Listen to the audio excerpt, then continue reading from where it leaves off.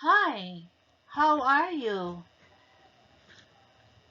Today we are going to study qualitative research. Now, before we're going to tackle what is qualitative research, let's know first the meaning and characteristics of research.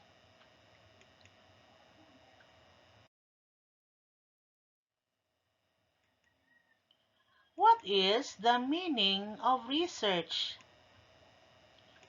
Research is defined as the scientific investigation of phenomena, which includes collection, presentation, analysis, and interpretation of facts that lies an individual's speculation with reality.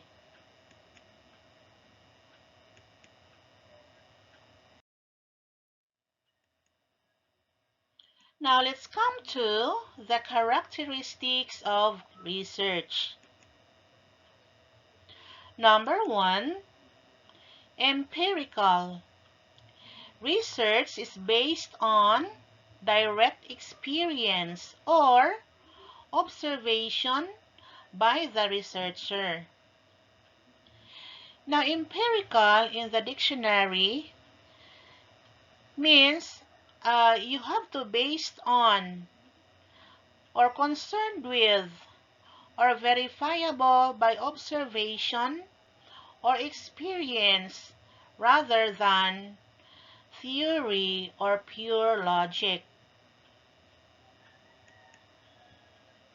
Number two, logical. Research is based on valid procedures and principles.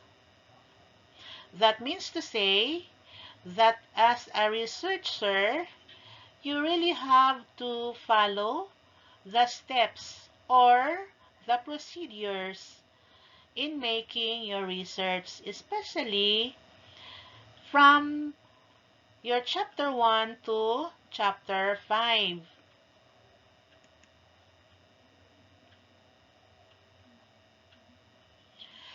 Number 3, cyclical. Research is a cyclical process because it starts with a problem and ends with a problem. Number 4, analytical. Research utilizes proven analytical procedures in gathering data, whether it is a historical, descriptive, experimental, and case study.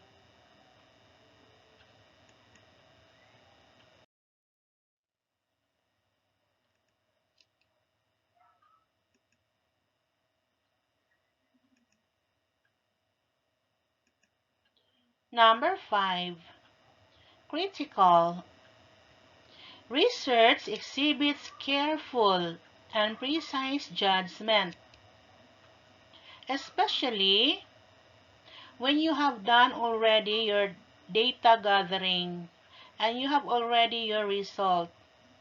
In your chapter 4, you're going to discuss and interpret your results based on the data you have gathered from your respondents, which was the result of your interview. So, in interpreting your data, you should always base it from your result. And based from your result being discussed, you are going to add your interpretation based on your observation. Number 6, methodical. Research is conducted in a methodical manner without bias, using systematic method and procedures. Now, what do you mean when you say without bias? Bias means one-sided. So, to avoid bias, you should always base your interpretation from your result based on your actual interview with your respondents. Number 7, replicability. The research design and procedures are replicated or repeated to enable the researcher to arrive at valid and conclusive results. Now, let's come to the qualities of a good researcher. Number 1, you should be research-oriented. When we say research-oriented, you should always look for any ways and means on how to gather your data on how to do your research. You should always be accessible to the library, to the internet, or some books or magazines and any reading materials which are very rich of information on the topic that you're going to undergo. Number 2, you should be efficient.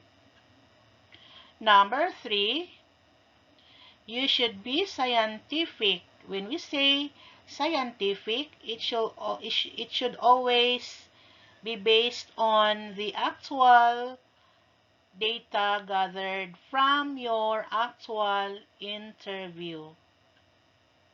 Number 4, you should be effective. Number 5, as a researcher, you should also be active. Meaning, in our course, later on, I'm going to group you into maybe 6 or 7 members in a group. And then, as an active members, you should always cooperate with your co-members in order for you to produce a good research paper. Number 6, resourceful. A research-oriented and resourceful should go together, because if you are a research-oriented, you should always be a resourceful person. You should always be accessible to any places or any materials which are very rich in information in connection to your study. Number 7, creative. Number 8, honest. When we say honest, your research paper or the content, especially in your chapter 4, should not be copied from other sources. If you're going to use some other review of related literature, see to it that you have to acknowledge the owner of that output. And see to it that when you're going to do your research, it should be based from your actual result.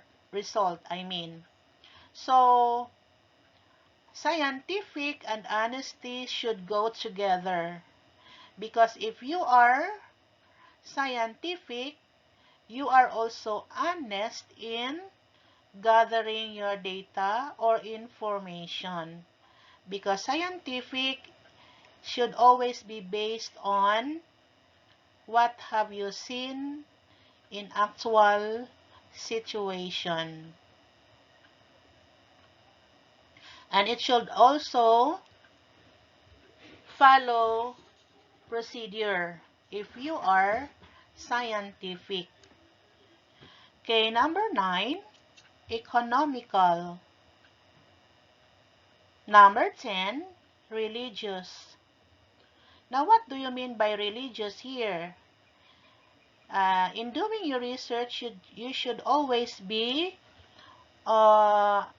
active. So active and religious should also go together, because uh, if you're going to make your research religiously, you have to avoid procrastination. Now, what is procrastination?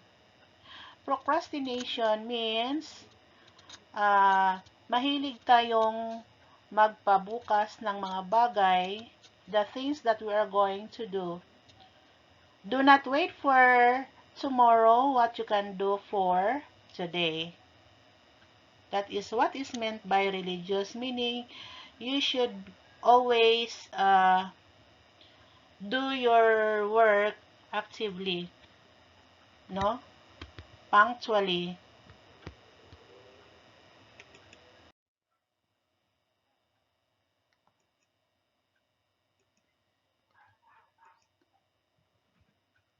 Now, let's come to the characteristics of the researcher.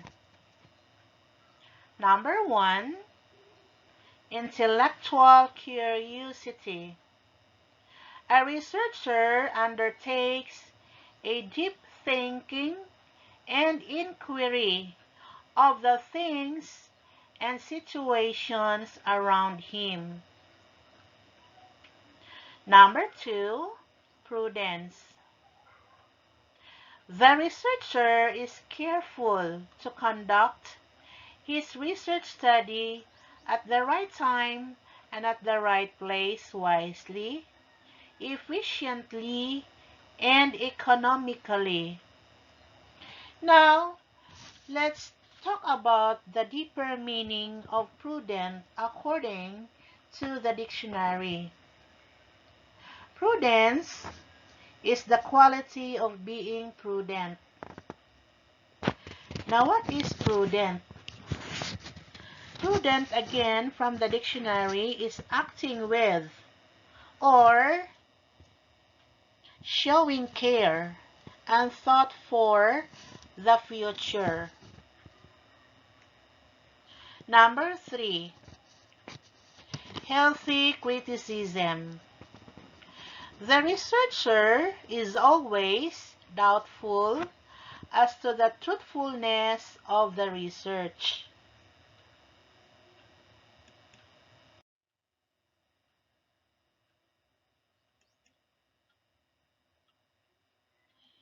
Number 4, intellectual honesty.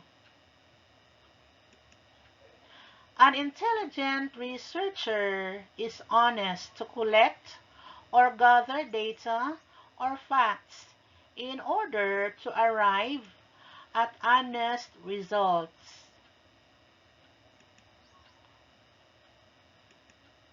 So you cannot just copy from the work of your classmates or other authors. You have to practice intellectual honesty. Do your own research paper.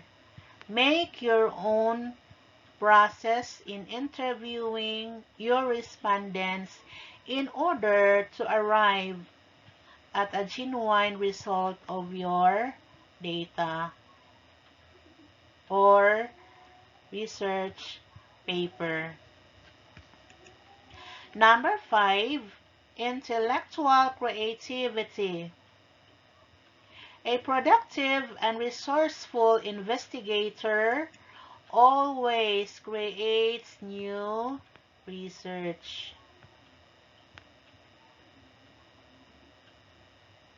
or new information.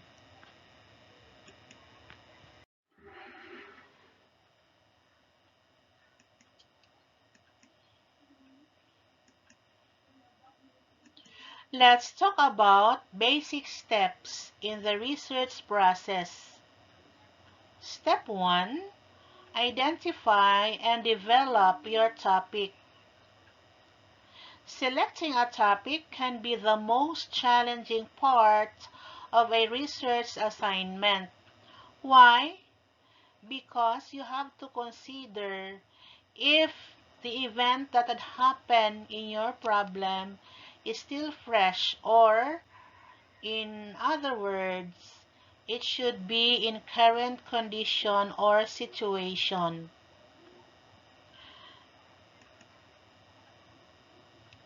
Step 2. Do a preliminary search for information. Why? Because you really need to have it in order that you can arrive at a very exact information that would suffice to the need of your problem. Number 3, locate materials. You have to consider also if the problem you have chosen has enough materials, especially reading materials that would answer to your questions, like internet. Can you find some sources in the internet or in the books or magazines or any reading materials? Step 4. Evaluate your sources. Uh, what do you mean by sources? In other words, it is your review of related literature, where you are going to cite some information from the authors that you can use for your discussion, especially in your background of the study in your chapter 4 also. So consider first that if you are going to choose such problem, you have enough sources for that. Step 5. Make notes. Step 6. Write your paper. And step 7. Cite your sources properly. So if you're going to write your sources in your chapter 4, you have to acknowledge your sources or the author of your sources in order to avoid plagiarism. Remember, plagiarism is an act of dishonesty, owning a property of others. So, in order for you to avoid that, you should always acknowledge the author of that literature properly. And step 8, proofread. What do you mean by proofread? Meaning to say, you have to repeat reading. Keep on reading repeatedly the paper or the content of your research papers so that you would be able to come up with a scholarly output so that others also may read your output interestingly and in such a manner they would be able to use also your study as part of their future research.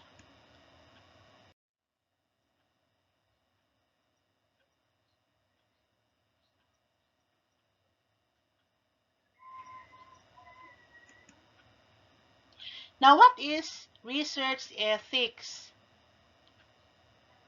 Research ethics addresses the application of ethical principles or values to various issues and fields of research, including number one, ethical aspects of the design and conduct of research.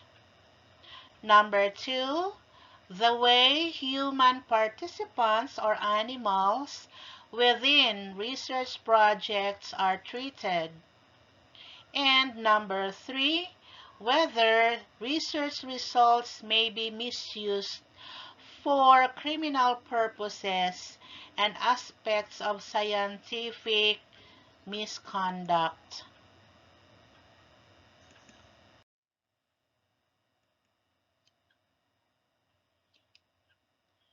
What is the importance of research in daily life? Research is a thinking way under which researcher examines the various aspects of daily work critically. It helps in understanding and formulation of guiding principles that govern a particular procedure. Apart from that, it also helps in developing and testing new theories that are contributing to the advancement of your practical life works within a profession.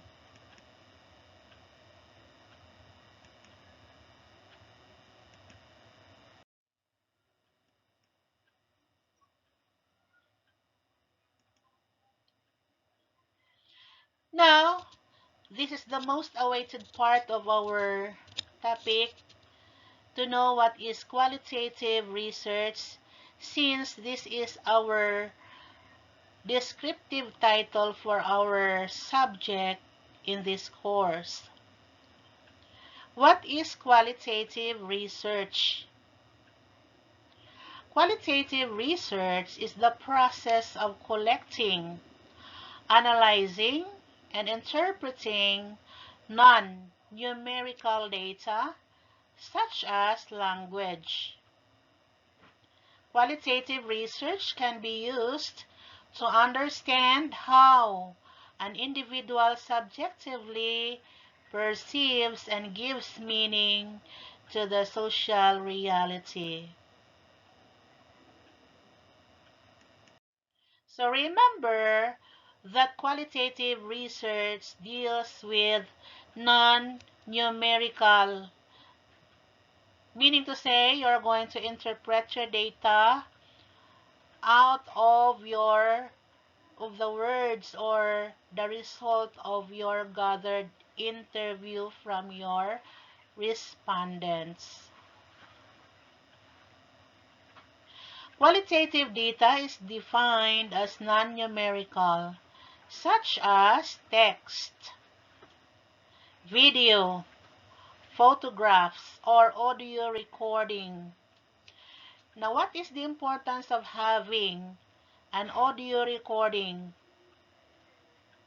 It is very necessary for you to use audio recording during your interview on the conduct of your research, since there might be some parts of the answers of your respondents which you cannot cope up in writing. So you need to have a video or audio recording so that when you're going to interpret already your result, you can have some parts on the audio recording that you can review to make your data gathered exact. This type of data can be collected using diary accounts or in-depth interviews and analyzed using grounded theory or thematic analysis.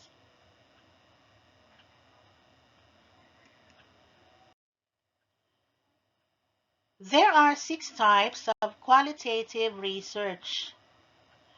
From these 6 types of qualitative research, you can choose only one, which you are going to use in your study. Number 1, phenomenological model. Number 2, ethnographic model. Number 3, grounded theory. Number 4, case study. Number 5, historical model. And number 6, narrative model.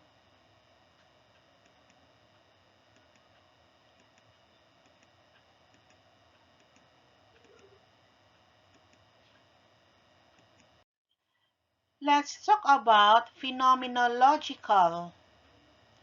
Phenomenological is relating to or based on observed or observable facts. It derives from the word phenomenology, which is the study of phenomena.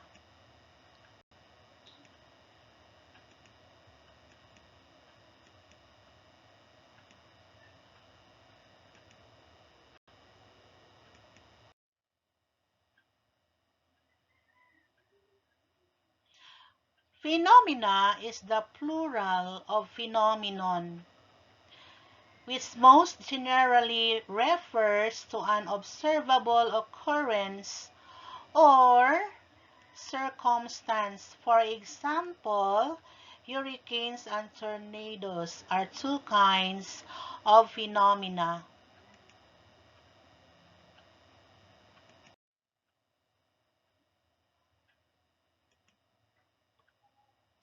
Phenomenon is also commonly used to refer to an extraordinary event or something that becomes the subject of widespread interest and attention, as in both films have become worldwide phenomena.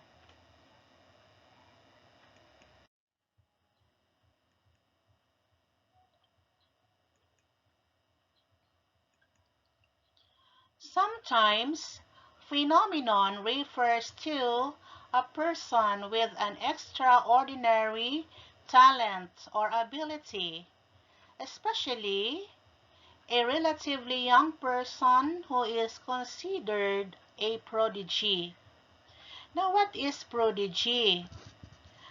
Prodigy is a person, especially a young one, endowed with exceptional qualities or abilities.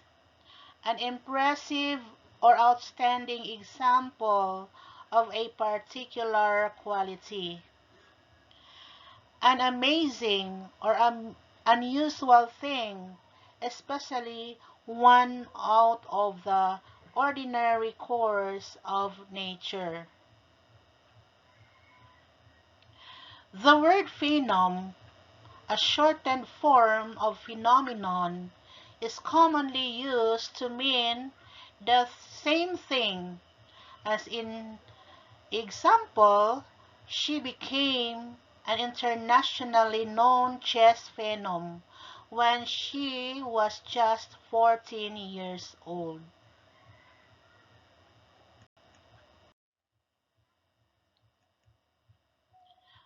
Phenomenological research.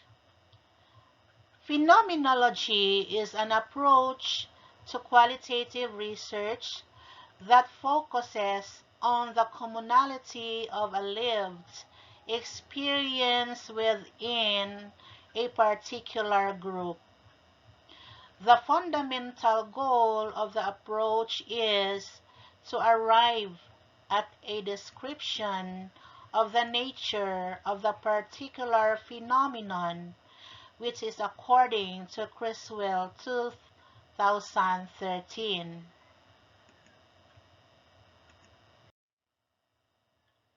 Typically, interviews are conducted with a group of individuals who have first-hand knowledge of an event, situation, or experience. The interview attempts to answer two broad questions. That is what Mustakas 1994 have mentioned. Number one, what have you experienced in terms of the phenomenon? Number two, what context or situation have typically influenced your experiences of the phenomenon? That is still according to Criswell 2013.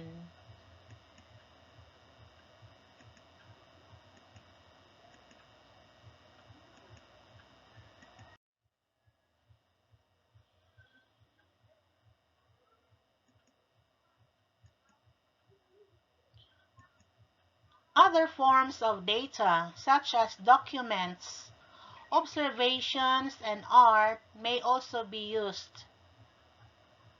The data is then read and reread and called for like phrases and themes that are then grouped to form clusters of meaning, which is according still to Criswell 2013. What do you mean by called? Called means to select or gather.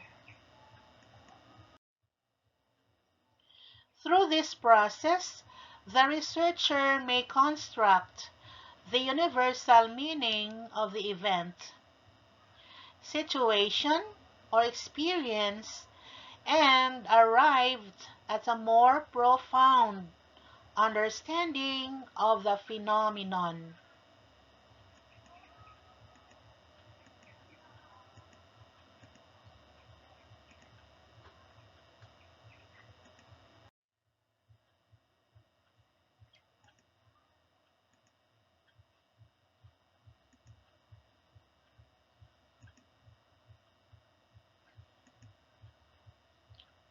Next is the ethnographic research.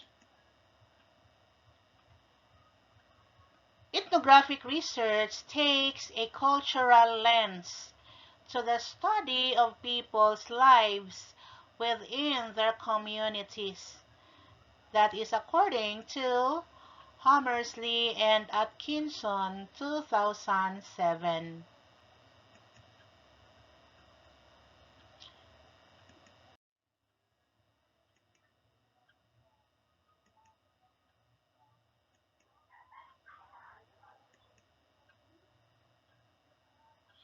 Now, what is ethnographic? Ethnographic is an adjective. According to the Merriam Dictionary, it is relating to the scientific description of peoples and cultures with their customs, habits, and mutual differences.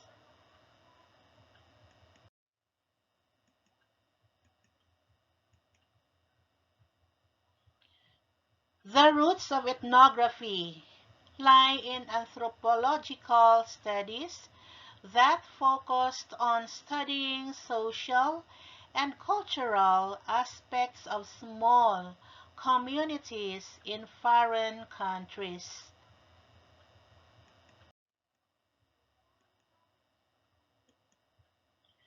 The researchers lived among the inhabitants with the purpose of understanding the culture that these people shared. Thus, the classic anthropologists were foreigners in their field sites. That means to say that if you are going to choose this type of research, you have to be ready. You have to prepare yourselves since you are going to immerse yourselves in a certain ethnic group where your study is focused in order for you to live there and observe their culture and tradition for quite a long time so that you would be able to get your actual observation and answers to the questions that you need to gather.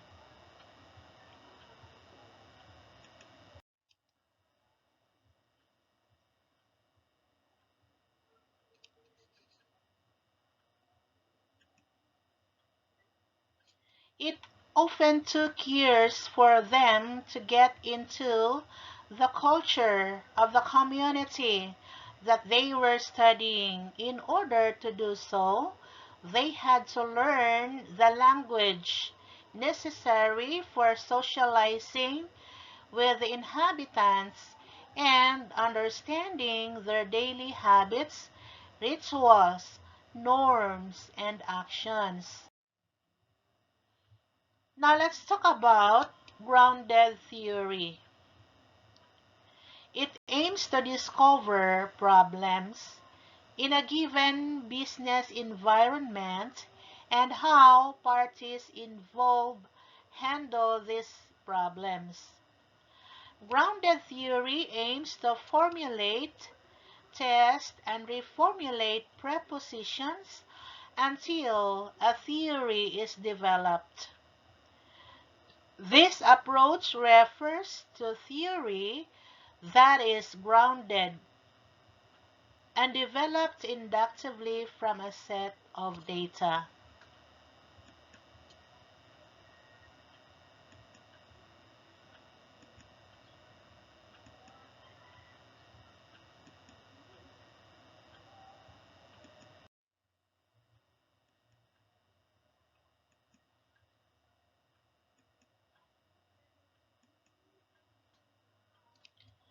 Grounded theory works in opposite way to traditional research, and it may even appear to contradict scientific method. An inductive methodology. Grounded theory methodology comprises the following four stages.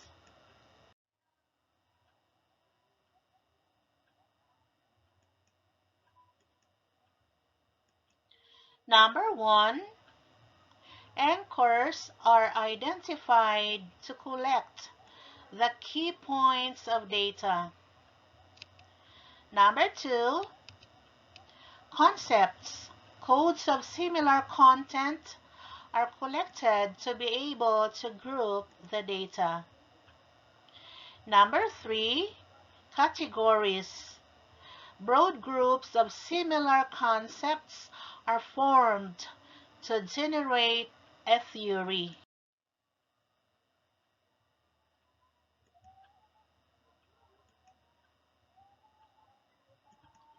Next, theory. A collection of explanations are generated that explain the subject of the research or the hypothesis.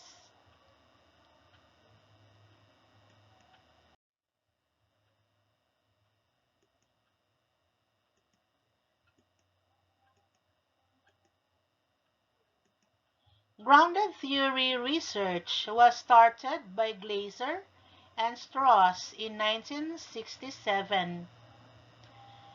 It was used extensively in nursing research. It takes into account the concepts of George Herbert Mead in 1934 regarding symbolic interaction theory, how we give meaning to situations, words, objects, and symbols. It is very individualistic in meaning, most often used to study areas which previous research exists already.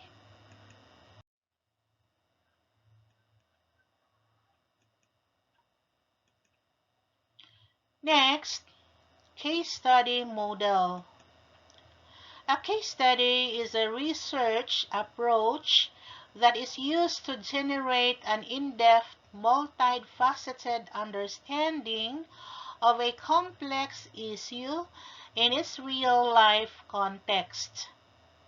It is an established research design that is used extensively in a wide variety of disciplines, particularly in the social sciences. Now, what are the disciplines of social sciences? One is anthropology. Next, economics and management, history, human services, political science, psychology, and sociology. So those are social science disciplines.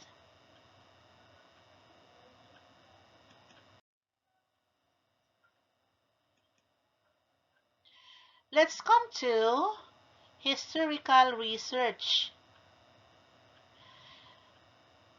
It involves studying, understanding, and interpreting past events from the word history.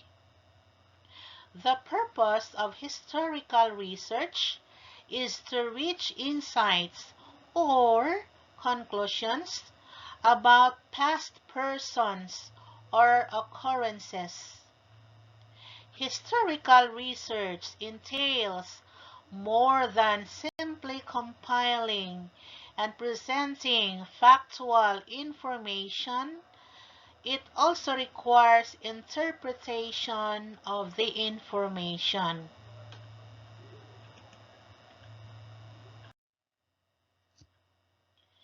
Next is narrative research.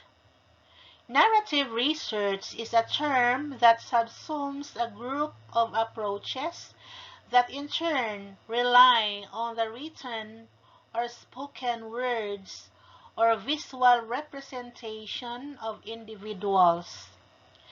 These approaches typically focus on the lives of individuals as told through their stories.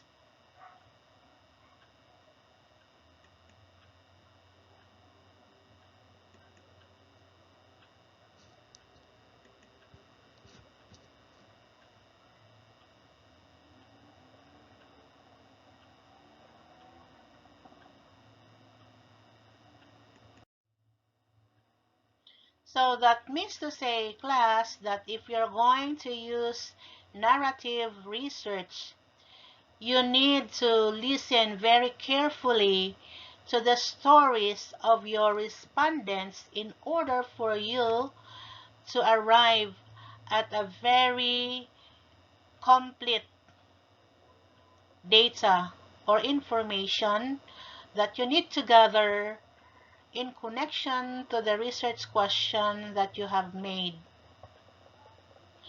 In order to do that, so that you have something to review when you're going to discuss and interpret your result, you need to use your audio recording so that uh, during the writing of your interpretation and discussion of the data in your chapter 4, you have something to review on your audio recordings. Now let's come to strengths and weaknesses of qualitative research. Let's talk first about the strengths of qualitative research. Number one, it gives a bigger picture of complex situations. Number 2, it utilizes interviews as data gathering procedure. Number 3, data is based on the participant's view rather than the researcher's imagination. Because if we are going to use imagination, you are no longer honest in writing your research paper. So do not rely on your imagination. You always have to follow a scientific procedure.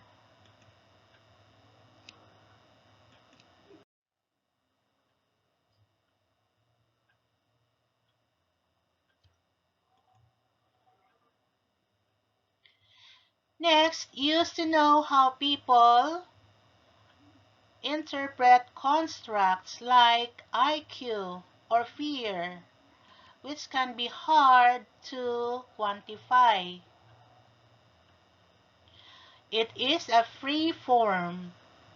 Study focus can be shifted in the middle of research if necessary.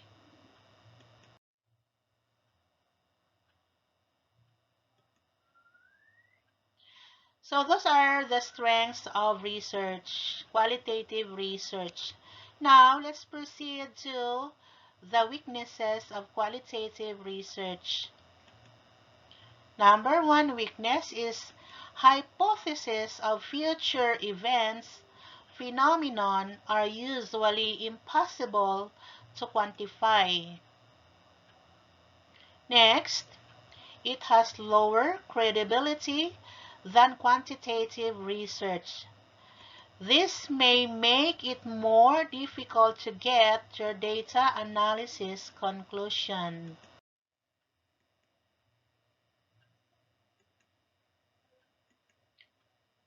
Data collection takes a lot longer and tedious. Now, what do you mean by tedious? In the Merriam Dictionary, it means too long, slow or dull, tiresome or monotonous.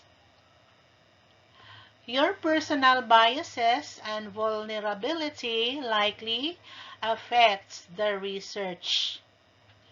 So, as much as possible, you have to avoid biases in order for you to come up with an authentic and reliable information gathered from your respondents. If he is your friend, please forget him as your friend. So do not involve here your personal biases.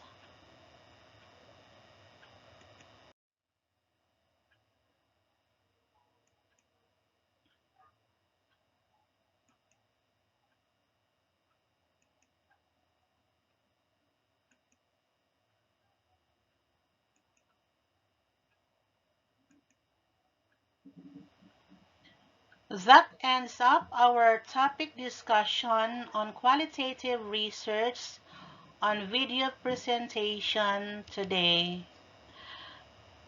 To summarize our discussion for today's lesson, I would like you to answer the following questions